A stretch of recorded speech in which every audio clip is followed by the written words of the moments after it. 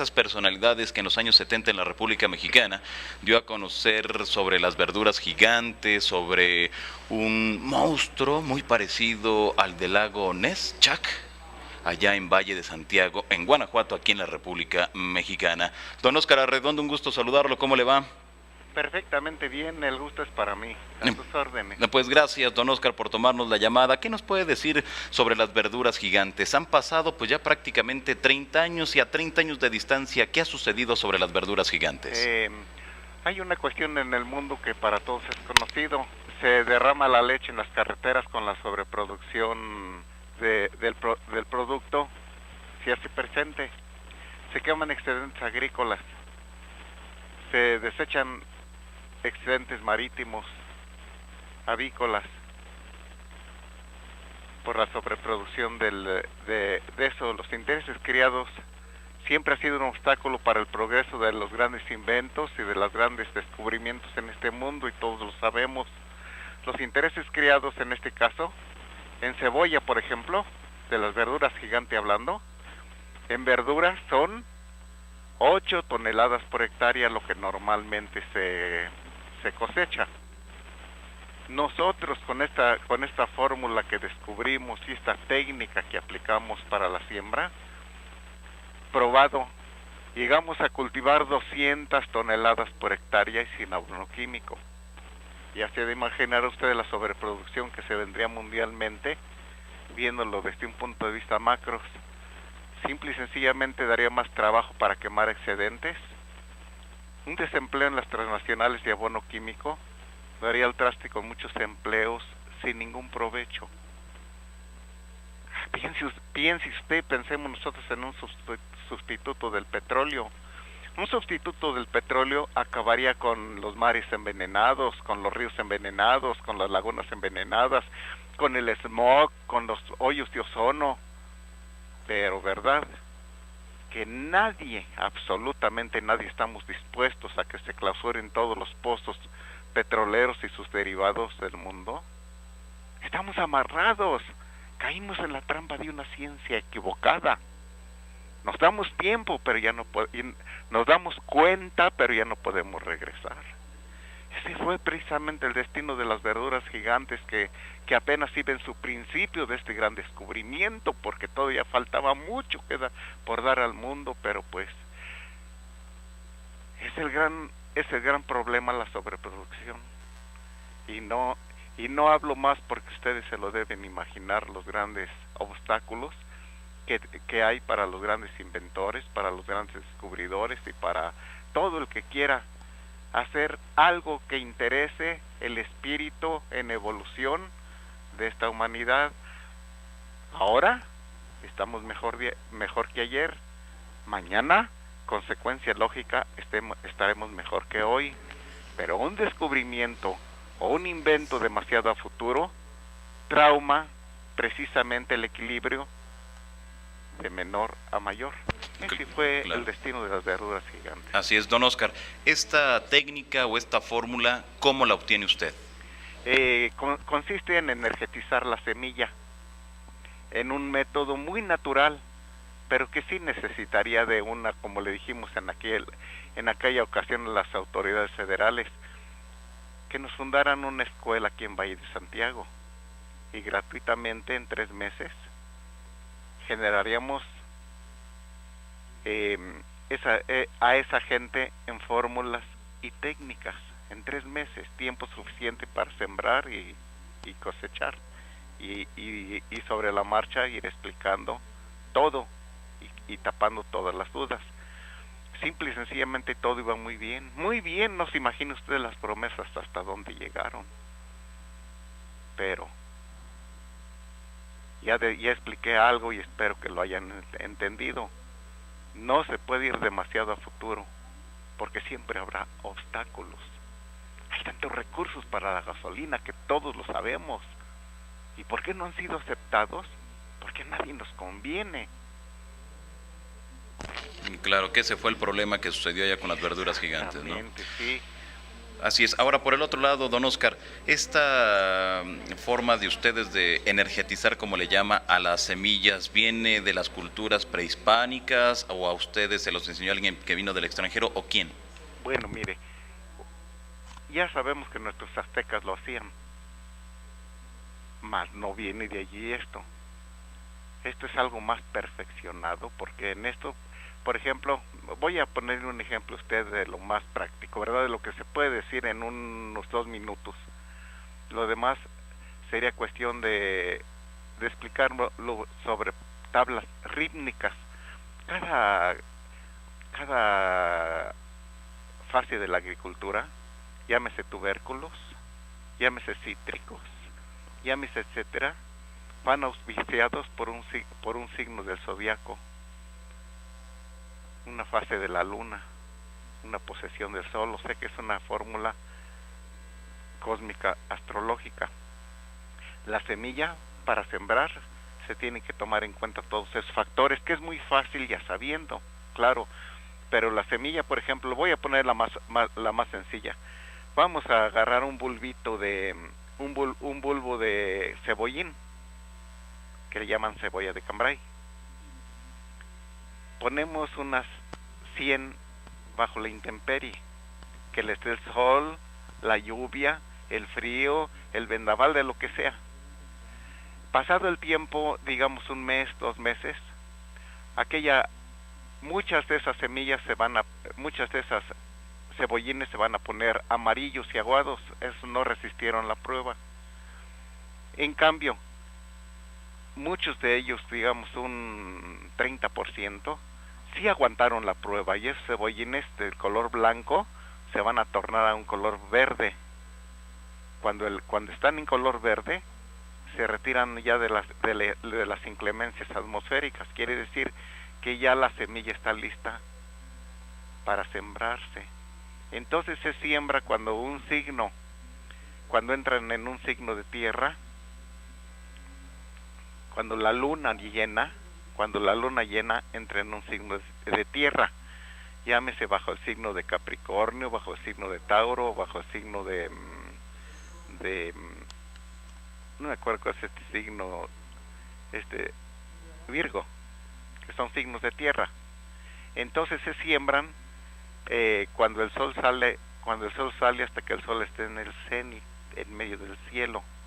Cuando la semilla está sembrada, si es posible, hay que dejarlo unos 2 días sin regar para que los rayos terrestres impregnen con su energía el producto y no dejen escapar la energía que se les imprimió del sol.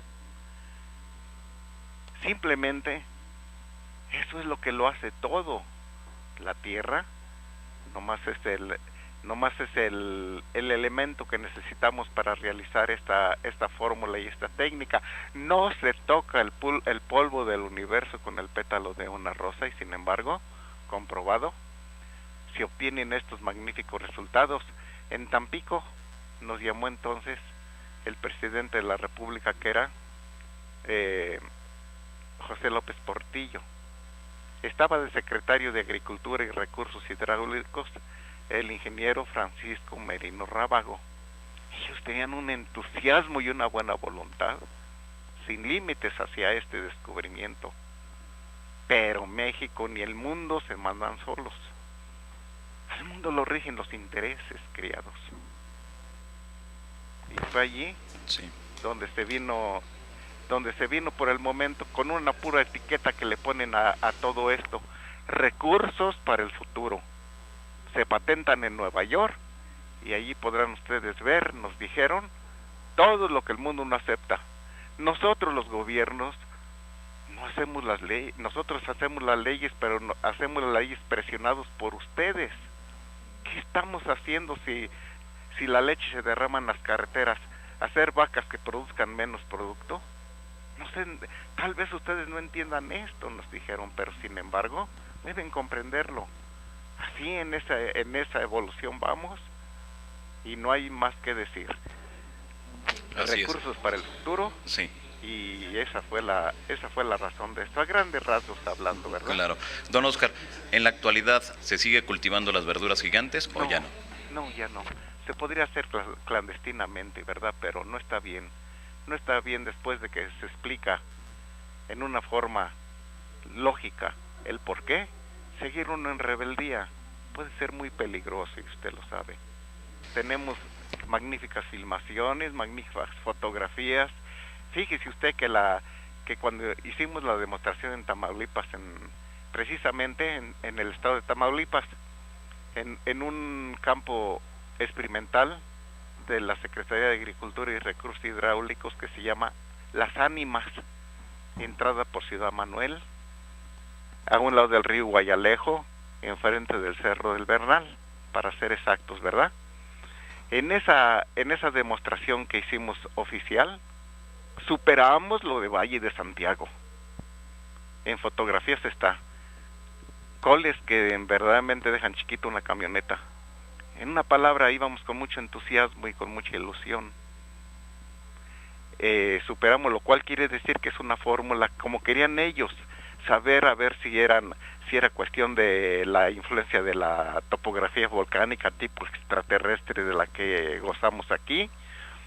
Con suerte, decían, un platillo volador de lo que tantos avistamientos hay en Valle, y con suerte se posó en un lugar y solo allí, por su energía que dejó, solo ahí se den esta clase de prodigios. Mientras fueron especulaciones, fue un éxito total y absoluto. Pero cuando vieron que no era eso, sino era un descubrimiento que podía revolucionar la agricultura a nivel mundial, y no era deseable en este momento, por las causas que ya les expliqué, fue por la que, pues estamos aquí en paz, esperando la oportunidad, sin perder la fe, en un ideal que, aunque sea el sueño imposible, hay que esperarlo con mucha paciencia. No en vano dice el proverbio chino: siéntate en la puerta de tu casa y verás desfilar el cadáver de tu enemigo. No pensamos en el presente, pensamos en un futuro sin fin, pero de todos modos el mundo tiene cambios.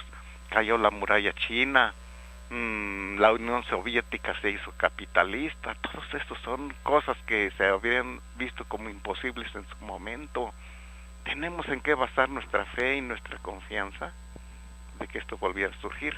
Eso es lo que le puedo decir a grandes rasgos a este respecto. Así es. Ahora, también se habla mucho de que en el Cerro del Culiacán es una base de intraterrestres o extraterrestres. ¿Qué nos puede decir al respecto, don Oscar? Mire, tuve la fortuna, y aquí lo tengo a planas completas de periódico, de que tuve la costumbre, sin dejar reconocer el esfuerzo inmenso que en esta competencia de descubrir científicamente donde se encuentra Chicomostoc y Aztlán. Nos tocó ser los descubridores también de esto. El Cerro de Culiacán, científicamente probado, es Chicomostoc. Chicomostoc quiere decir en lengua náhuatl lugar de muchas razas, lugar de las 7 culturas. 7 en lengua náhuatl quiere decir muchas. Entonces, ese lugar, como en la religión le llaman la Torre de Babel y el Arca de Noé, el lugar donde salieron todas razas.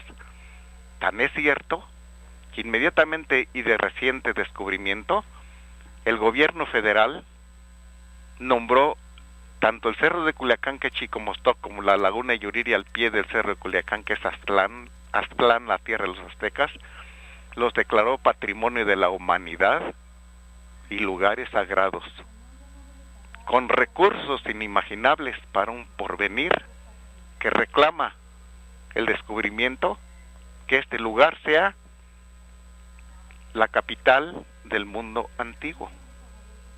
Porque en este centro electromagnético, donde las 7 estrellas de la Osa Mayor y los 7 cráteres ubicados en la misma forma generan centros electromagnéticos de gran poder energético, para las antiguas culturas perdidas en la noche de los tiempos debe haber sido para ellos un lugar prodigioso e ideal para fundar aquí precisamente este lugar. Pero el Cerro de Culiacán no nada más es la ese gran descubrimiento de la capital del mundo antiguo, sino que el Cerro de Culiacán es la entrada en el Cerro de Culiacán hueco para estos fines.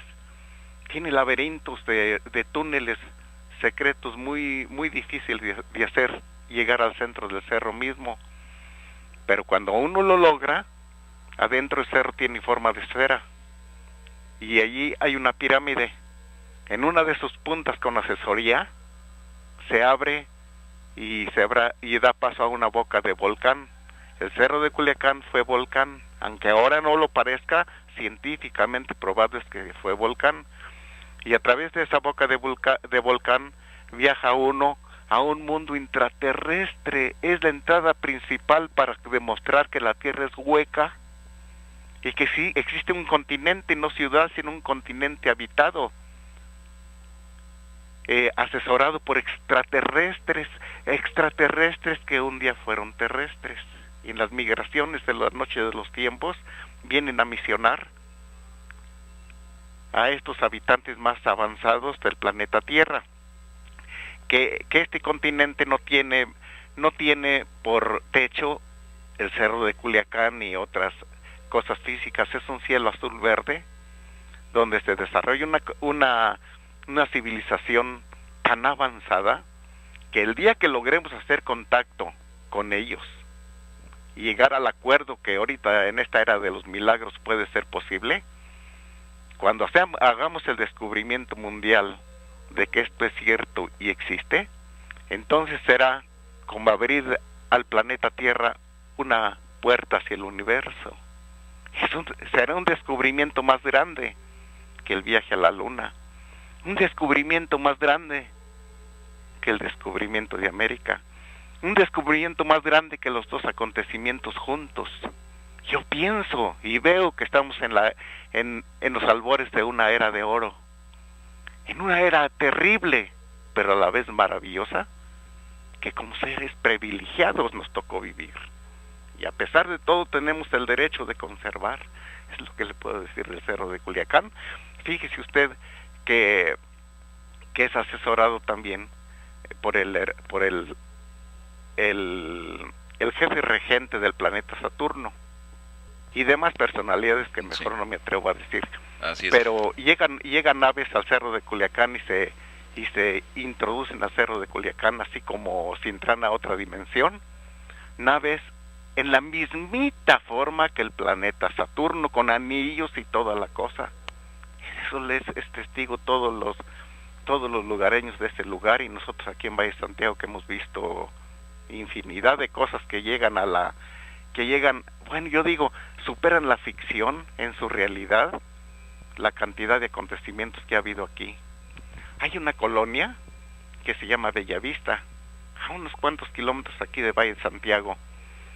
Allí diario a las 2 de la mañana aterrizan platillos voladores y algunas personas de sus lechos se levantan como sonámbulos, hablando idiomas raros, lenguajes raros, y se introducen a las naves. Han nacido ahí unos niños de esa gente que es muy morena, unos niños eventualmente como albinos, o sea, blancos, de una piel extremadamente delicada y pelo blanco, muy fino, y andan como perdidos, o sea que se ven como retrasados mentales, pero no lo son. Eso sabiéndolos comprender. En una ocasión tuve la oportunidad yo de entrevistar a una niña de 5 años que por favores que le debía a su padre, me lo permitió. Dijo, nomás no le hagas preguntas, mira, dijo, cuando nació esta niña, dice, un platillo volador se posó encima de la casa, pero nosotros nunca le hemos dicho nada de esto, mas ella dice que van a venir del cielo y se la van a llevar, del universo, que va a venir una gran nave y se la va a llevar. Sin embargo, cuando platiques, no le preguntes nada de esto. Entonces, cuando estuve allí, pues, lo que le dije, difícil situación, pero le dije, niñita, ¿por qué nuestro planeta no pertenece a las estrellas? Dijo, porque a las civilizaciones universales, dijo, porque este planeta es un mundo de locos, de loquitos. Mira, dijo, cada nación tiene su propio idioma, su propia constitución, su propia forma de vivir. México es un planeta. Frontera de por medio, Estados Unidos es un planeta muy diferente. Y así nos vamos en todo el mundo, que son muchos mundos dentro de un mismo mundo. Le dije, ¿cómo le haríamos para pertenecer a una confederación intergaláctica?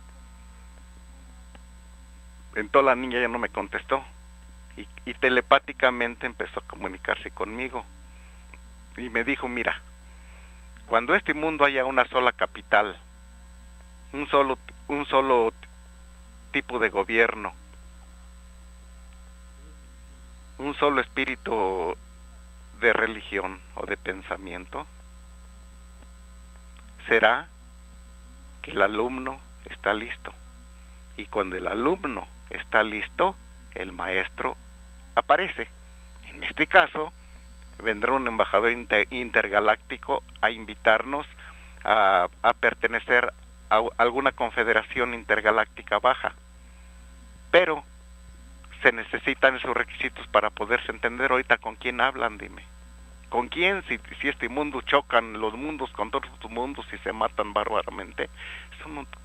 Cuando el mundo haya tenido las características que te acabo de enumerar, una sola capital, un solo tipo de gobierno, un solo idioma, un solo espíritu de pensamiento, entonces será que el alumno está listo y el maestro intergaláctico aparecerá.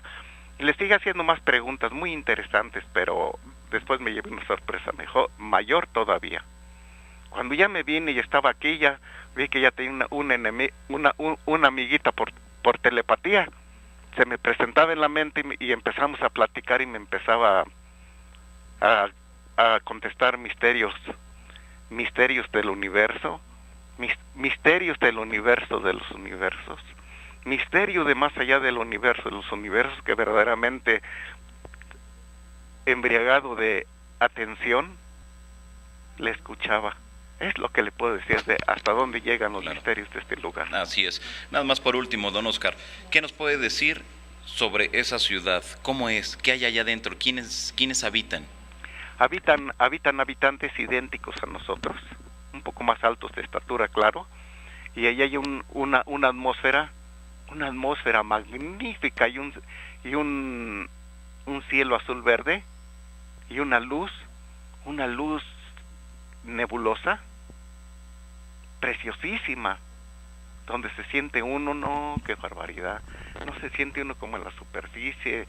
Me dijo el regente del planeta Saturno, dijo, son los planetas bárbaros están habitados en su superficie. Casi todas las civilizaciones de los planetas están en esta clase de continentes y en esta clase de mundos subterráneos, porque solo aquí se puede manipular todo. Allá por los vendavales y por la basura cósmica no se puede. En fin, yo vi cuando vi allí mucho esto de las verduras gigantes.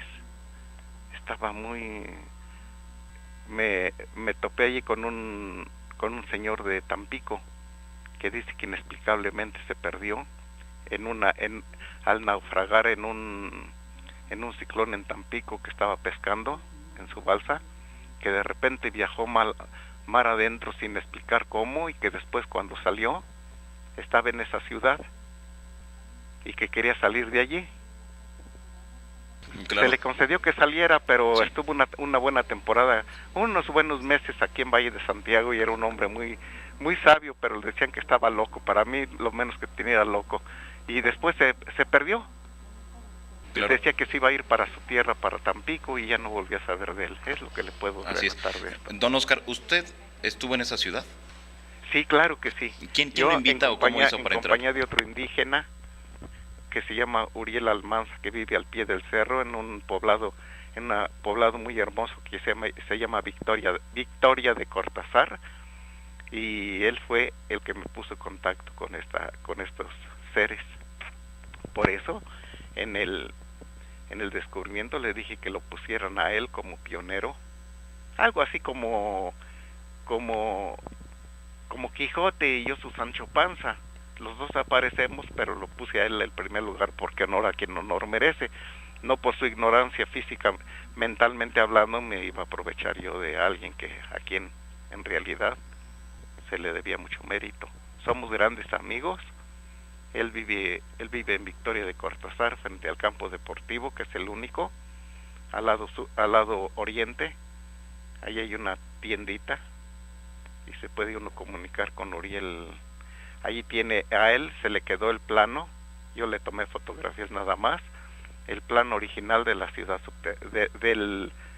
por un lado, cómo está dentro del cerro de Culiacán, y por la otra cara de esa piedra, Laja, está los trazos de una ciudad que pues hay que descifrar, la verdad, pero él la tiene. Yo tengo fotografías. Muy bien. Por último, don Oscar, y de verdad le quiero agradecer que nos haya tomado la llamada para todo el auditorio que nos sintoniza en diversos puntos de la República Mexicana. ¿Qué pasó con Chuck, aquel monstruo que se aseguraba vivía o vive allá en el cráter lago La Alberca? Mire, es muy importante su pregunta porque aquí tenemos una fotografía que tomamos en compañía de un amigo de Salamanca en 1958. Entonces esa fotografía está en la prensa internacional. Saqué una copia de la prensa internacional y la puse a la fotografía de 16 por 20 pulgadas adherida, ¿verdad? Donde dice, esta imagen causó controversia y dio la vuelta al mundo.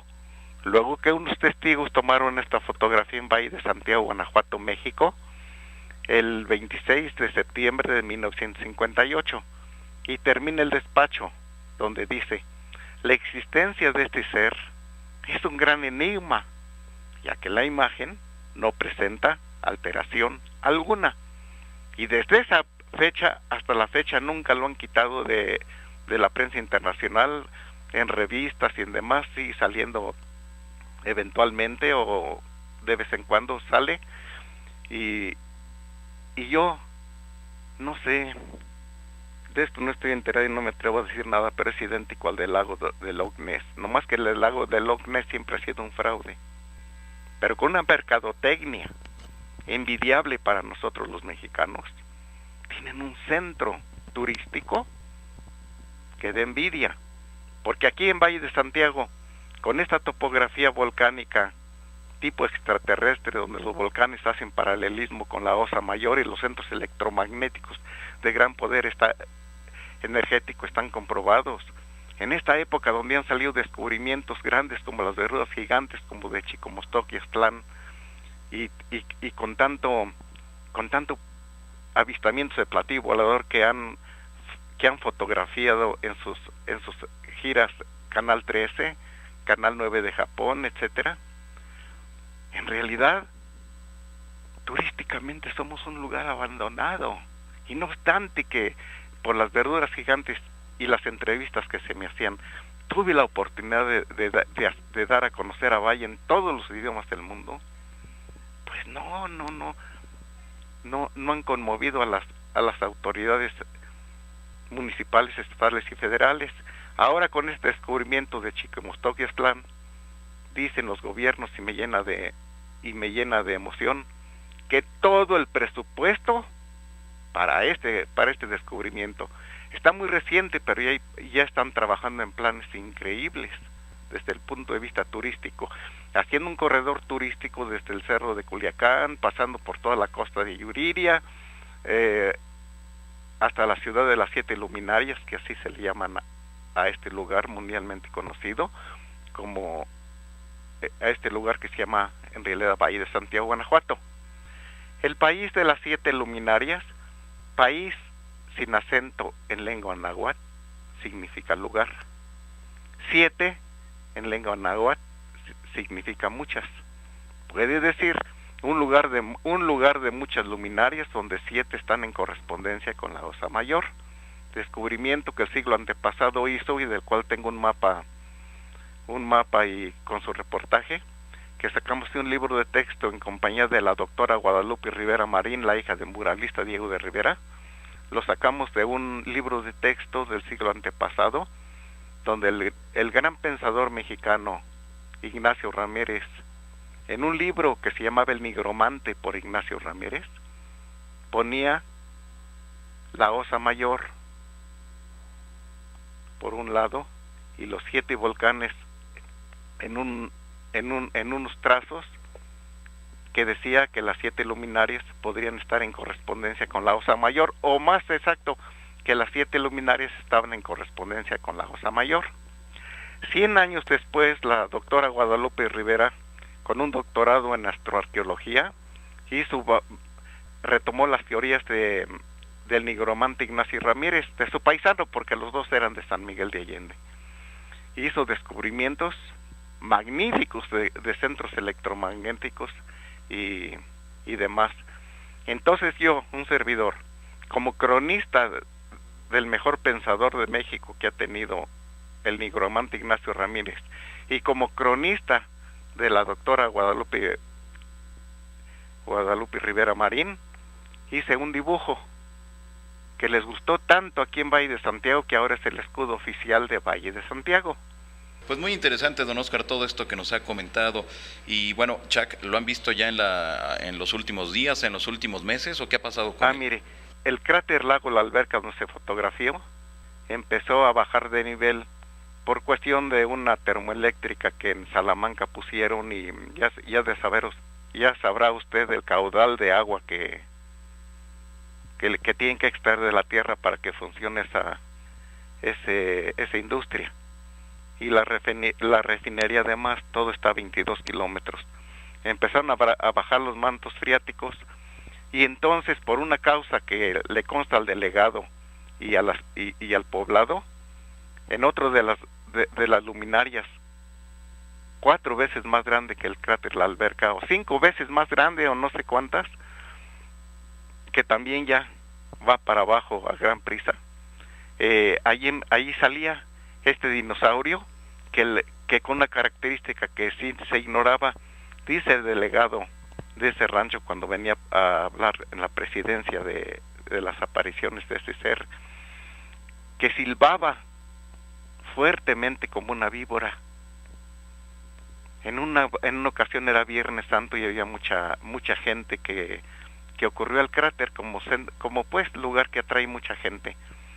Y en ese momento salió el dinosaurio y un corredero de gente, que si usted hubiera visto, dejaban todo y corrían. En realidad son tantos de los enigmas. ¿Cómo hizo este dinosaurio acaso por un túnel subterráneo para trasladarse al cráter La Alberca, al cráter de Rincón de Parangueo, distante como a unos 7-8 kilómetros de uno de otro? Son enigmas, son misterios. Por eso les aseguro que este lugar es extraño y alucinante. Pues muy bien, pues don Óscar Arredondo, le quiero agradecer que nos haya tomado la llamada, que haya usted conversado con todo el auditorio de los grandes misterios del tercer milenio. Pues un abrazo para todos, y les aseguro que con la mejor intención he platicado con ustedes, respetando profundamente el modo de pensar de cada quien. Pues don Óscar, gracias. Hasta luego. Gracias, mucho gusto.